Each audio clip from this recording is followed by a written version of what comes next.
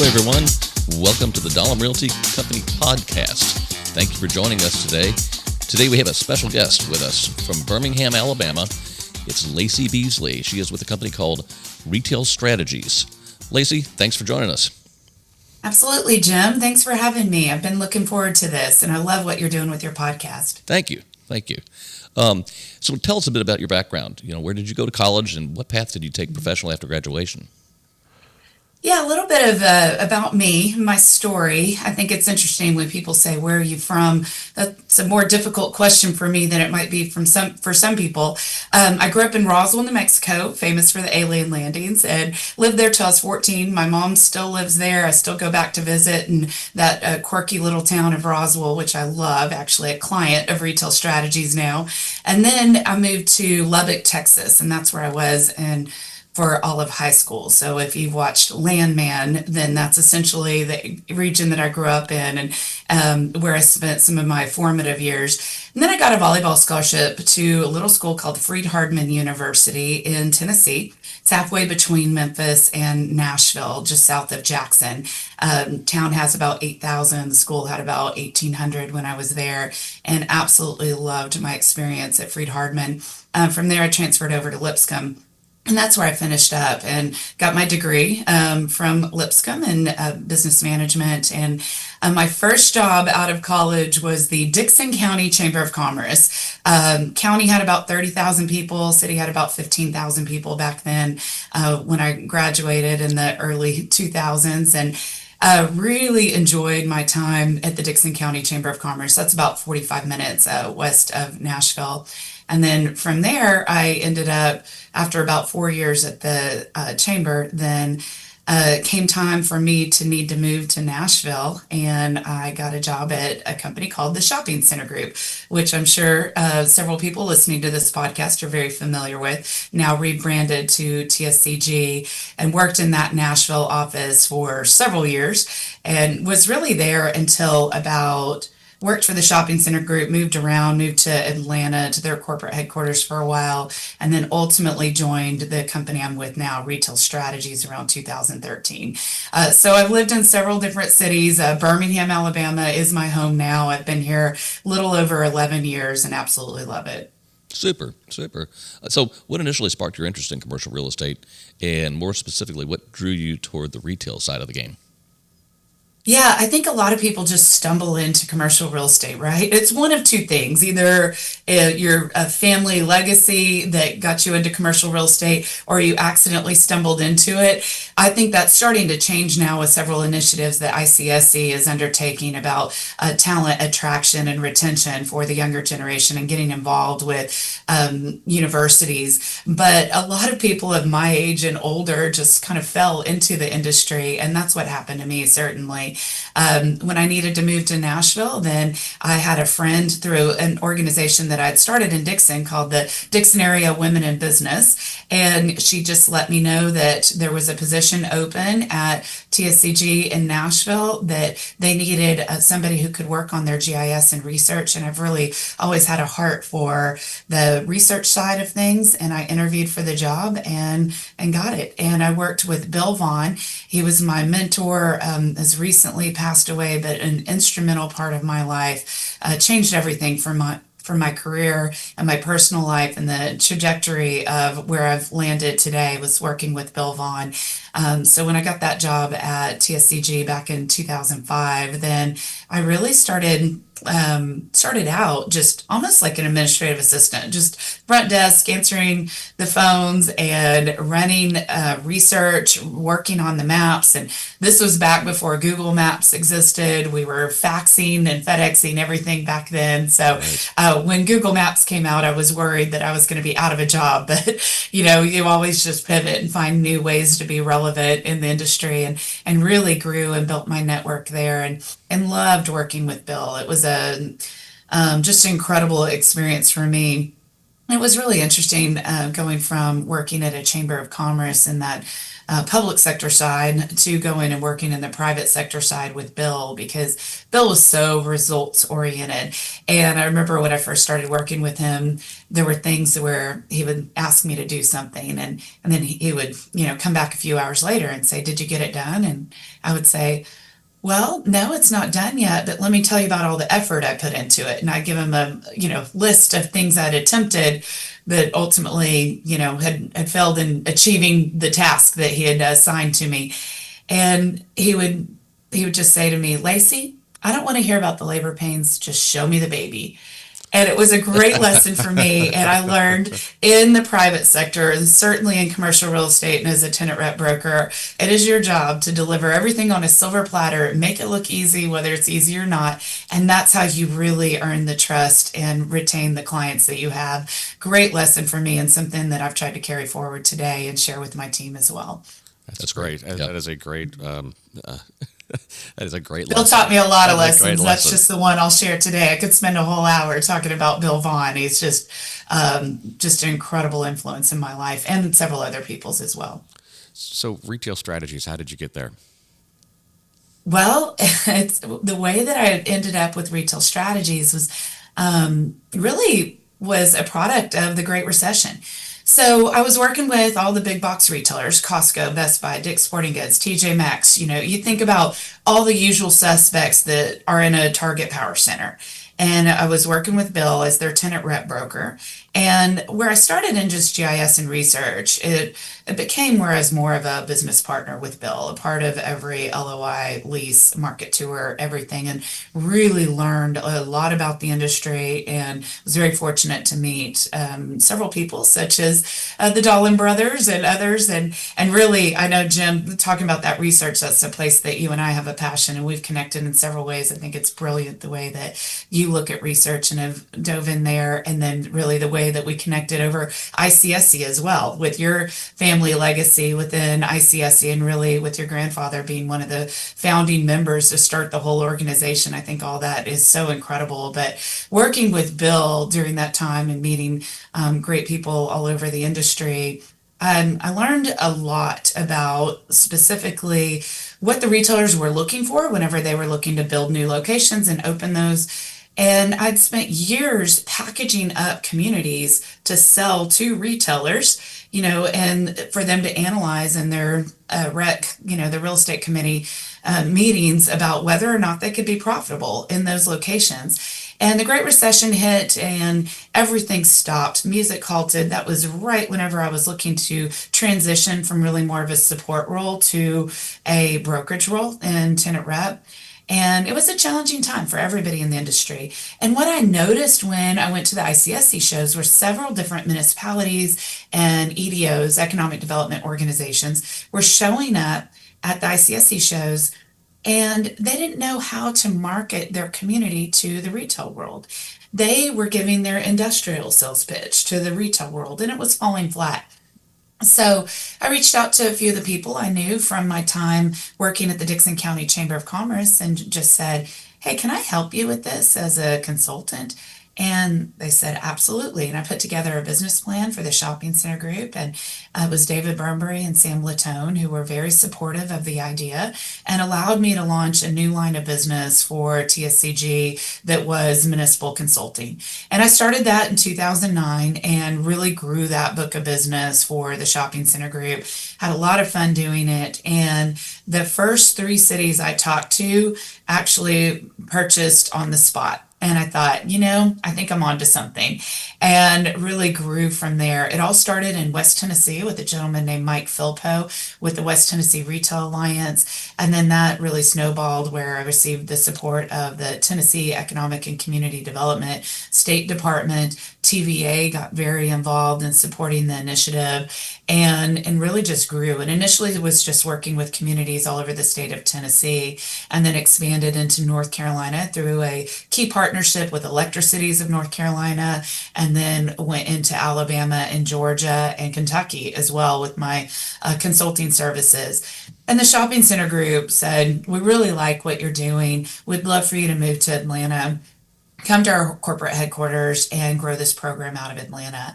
And I did that and really enjoyed my experience there. But I'll tell you, at the end of the day, it just wasn't a good fit for me to live in Atlanta. The traffic was a real challenge. I didn't feel the sense of community that I'd felt in the other places I lived, and it was just didn't feel like home, even though the shopping center group had been really great to me. And so, meanwhile, Robert Jolly in Mead Silsby had started Retail Strategies, and kind of same idea. We ran parallel paths. Robert and Mead are the founders of Retail Specialist, a full service commercial real estate firm in the Southeast, and primarily working in Mississippi, Alabama, and the Florida Panhandle. And they started consulting with municipalities as well around 2011. And where they were taking an approach of working with municipalities through real estate, I was taking an approach of working with municipalities through data.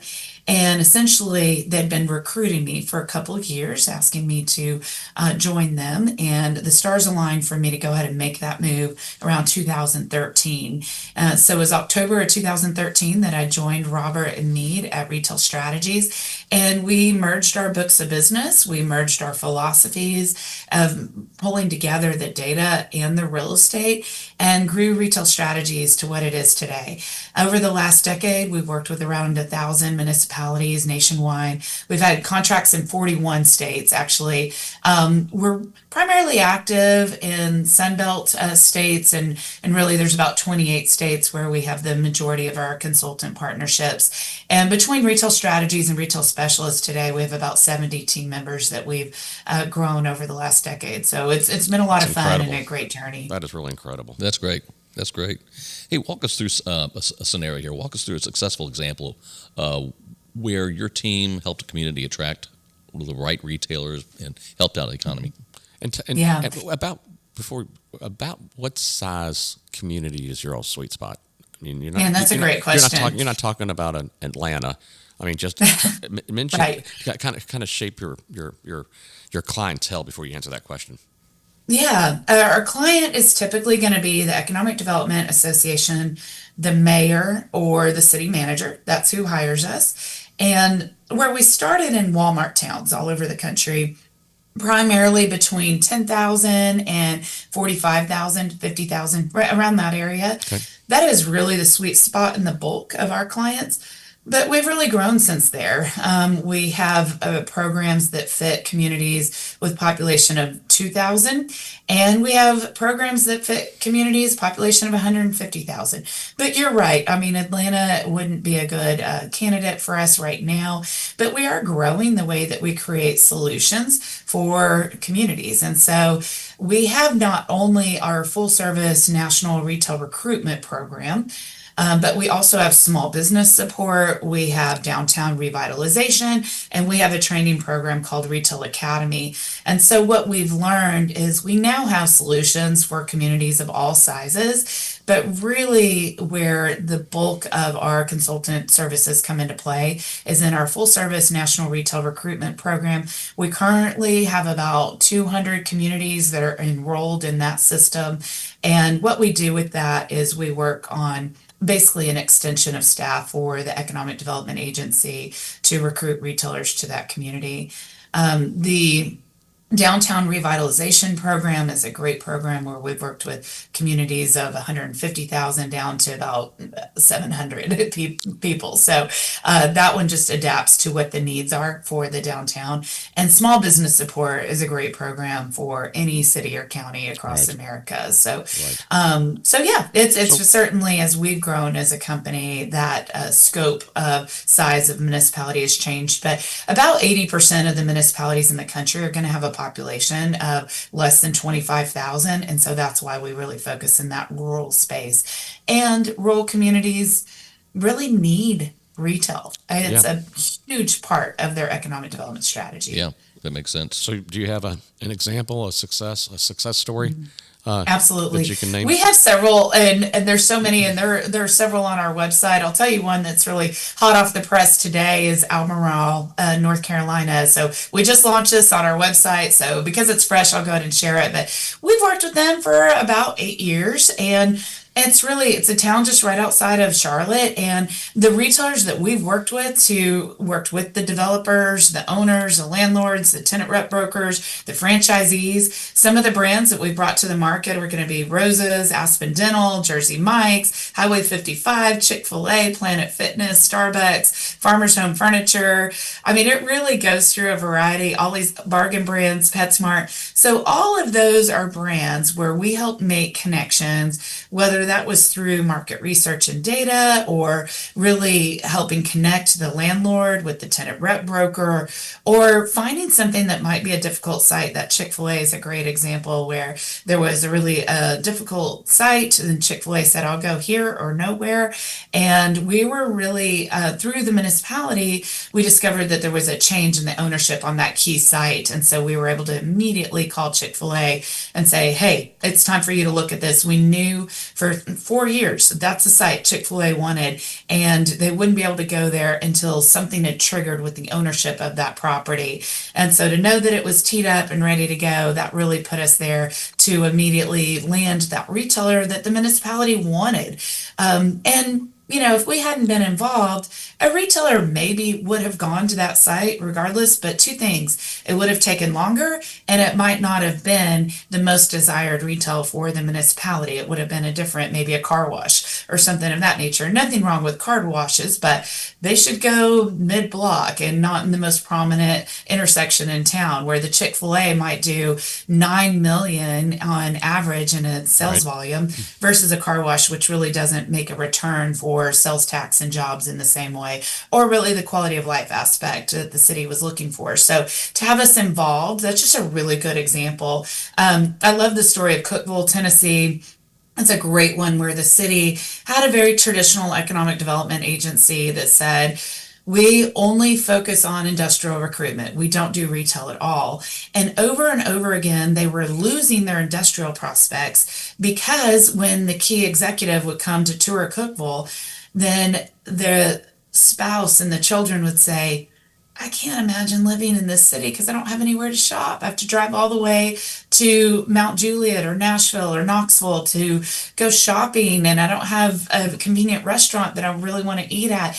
They have a great downtown, but it wasn't enough. And so they were losing industrial prospects because they didn't have the retail to offer that quality of life to really land those big manufacturing plants, distribution facilities, and really the higher end jobs around. They really had a focus in tech and wet labs and looking in that space. And so they hired retail strategies to come in, and we worked with the developer, and the project took about 7 years ultimately to all pull together.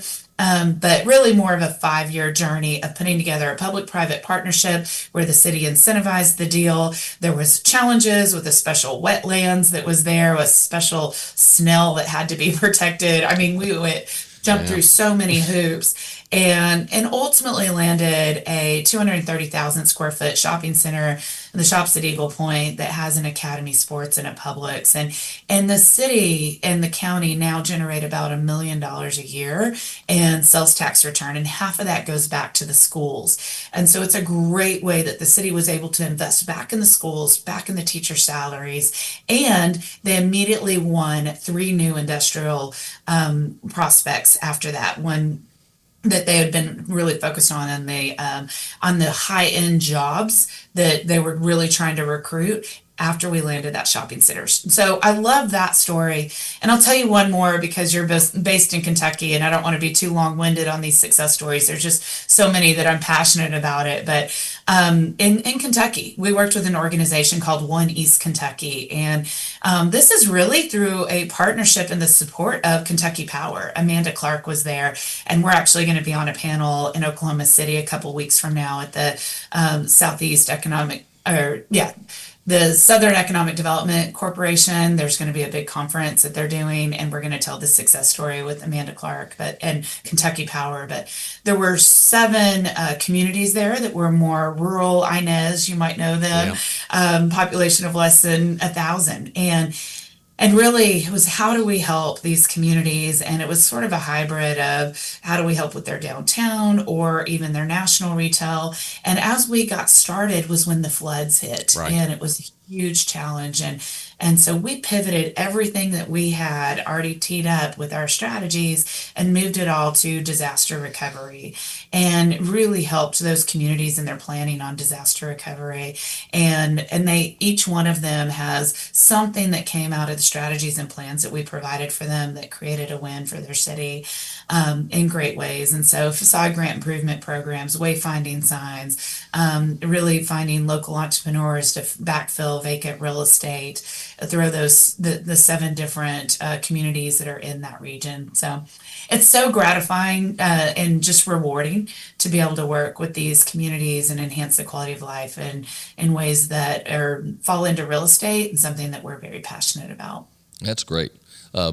So have you ever encountered any pushback from communities saying we don't need this? You don't need to name names on the communities, but have you ever had any Yes, pushback? well, it's really interesting because that traditional thinking in economic development, all the training that has happened for the last 100 years of economic development was thinking focus on those primary high paying jobs, the rooftops follow that, and then retail takes care of itself. And we don't believe that's real today. There's really a reverse of how that happens if you look at today's trends and patterns.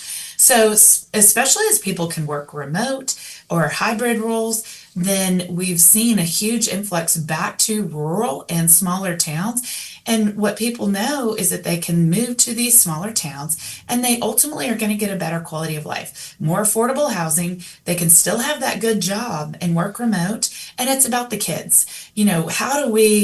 Childcare is a huge challenge across the country.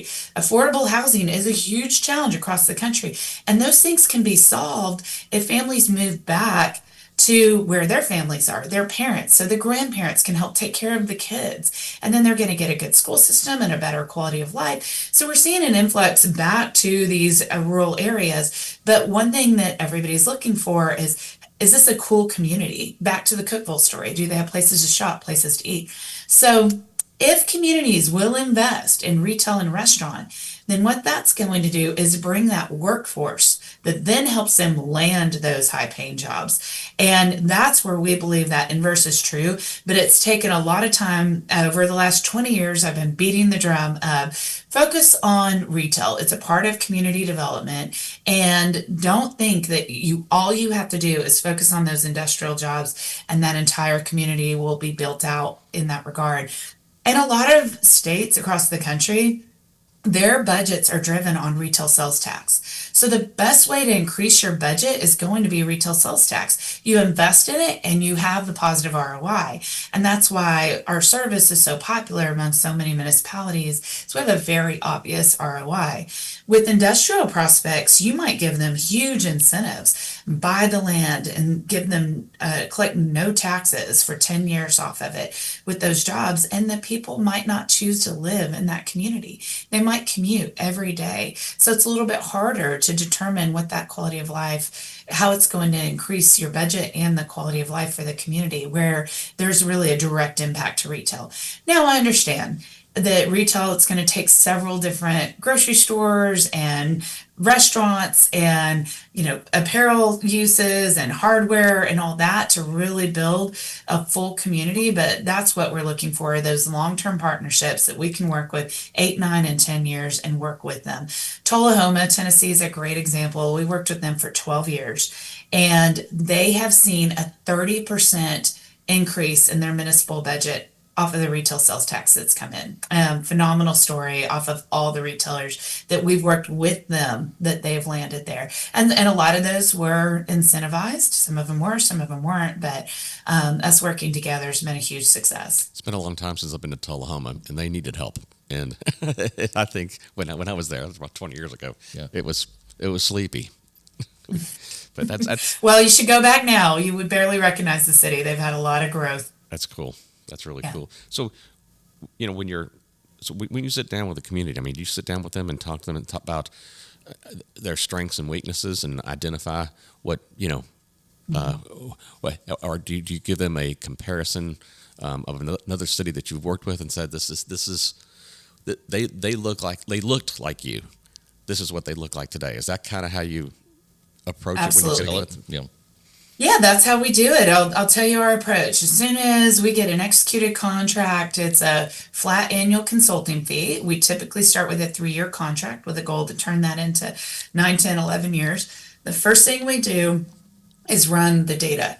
We use mobile tracking data to analyze that true retail trade area. It's a key part of what we do. We do a peer analysis, to your point, looking at other communities of similar size and makeup.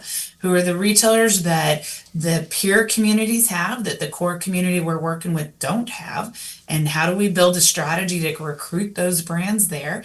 We look at retail leakage category by category. Where do we need to focus to reverse those retail leakage patterns and really focus and land those brands? And that's really the first 30 days is Define running the retail data leakage. so we can make Define retail informed leakage. decisions on the real estate. But real estate is what really sets us apart. We are more of a real estate company than anything else. We're not a planning firm.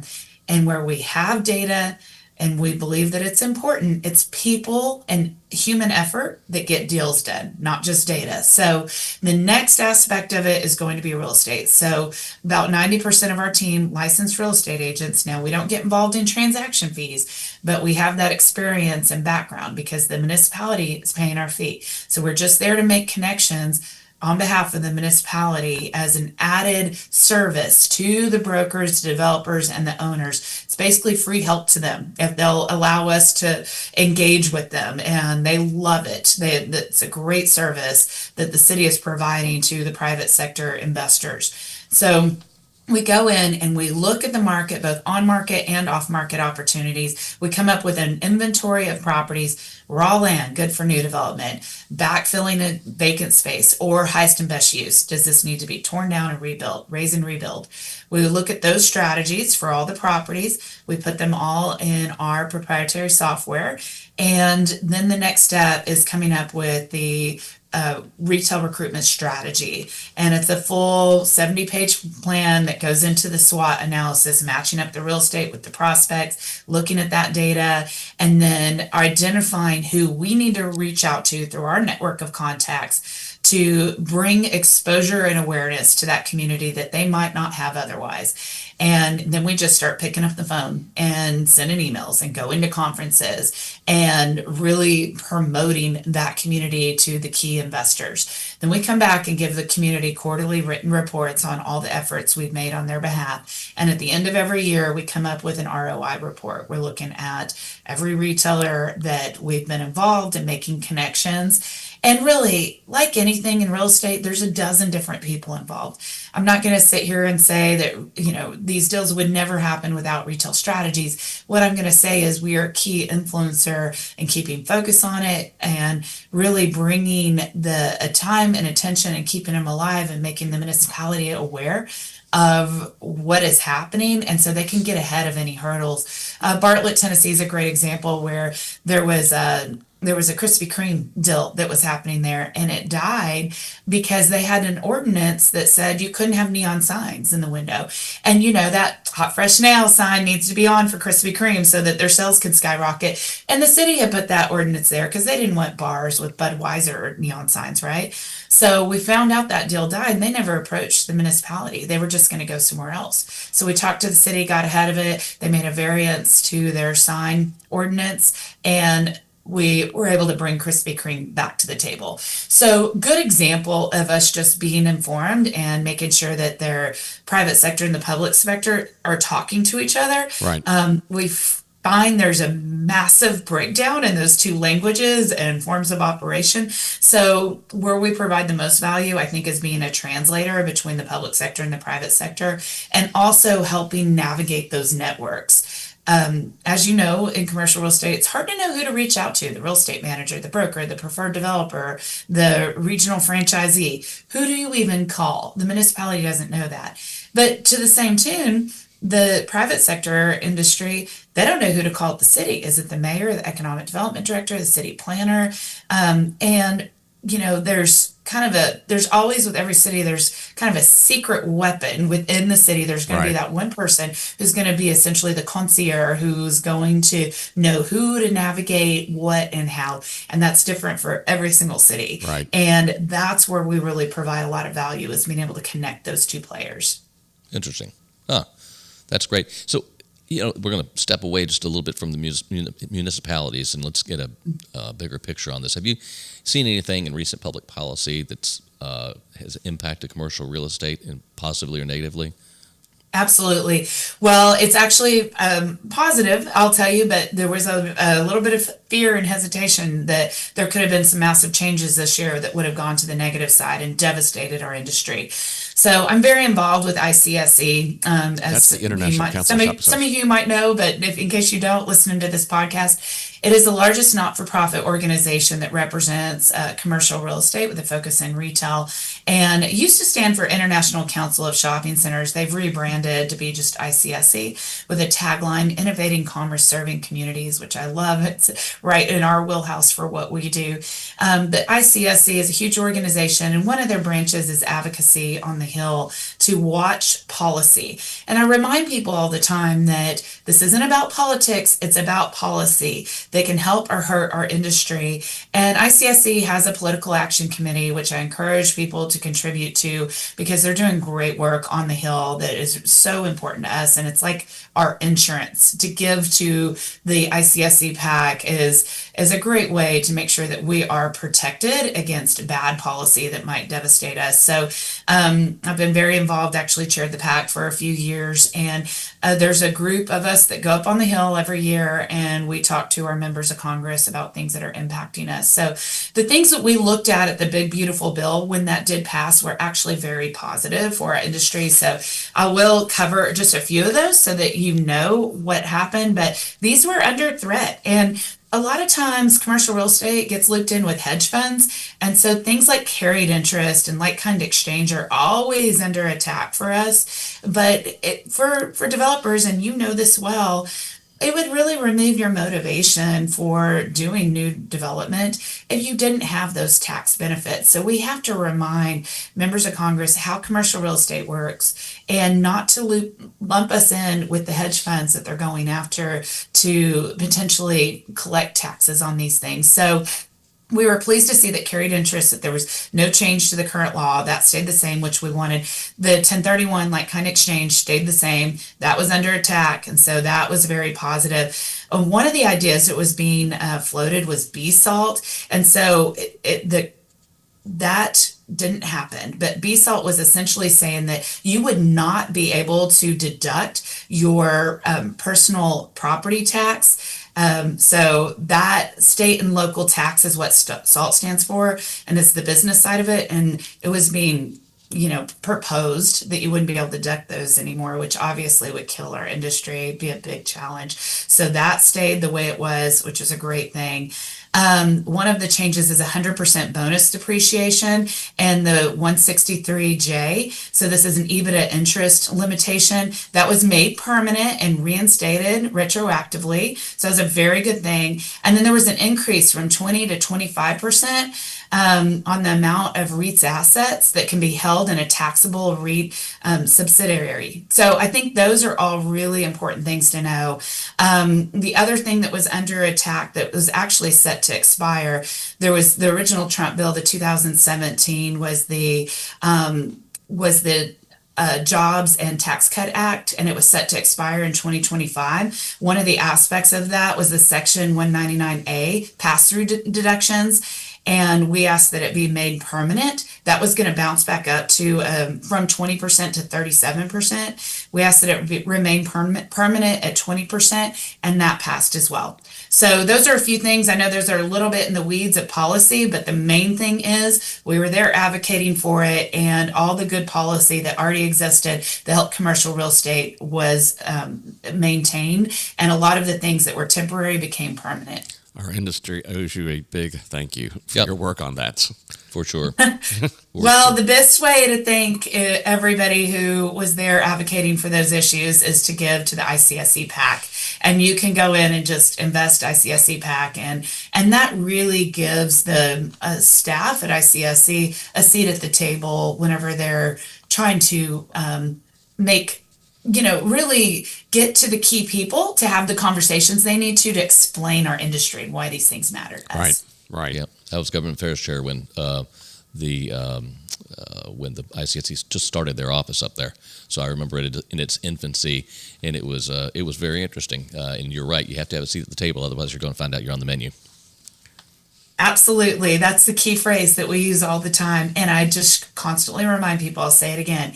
It is not about politics. It's about policy. And a lot of people are divided on politics. And I think it's been a challenging, 5 years of people not wanting to touch politics, but that's not what this is about. We've got to protect that policy. So giving to the PAC, I tell some ICSC members, I kind of laugh, your monthly wine budget is more substantial than what you gave to the ICSC PAC, which could devastate the industry. So if you just take what you spend in wine in 1 month and give it to the PAC, it'll make a difference, I promise. Love it. Fantastic. Yep. Fantastic.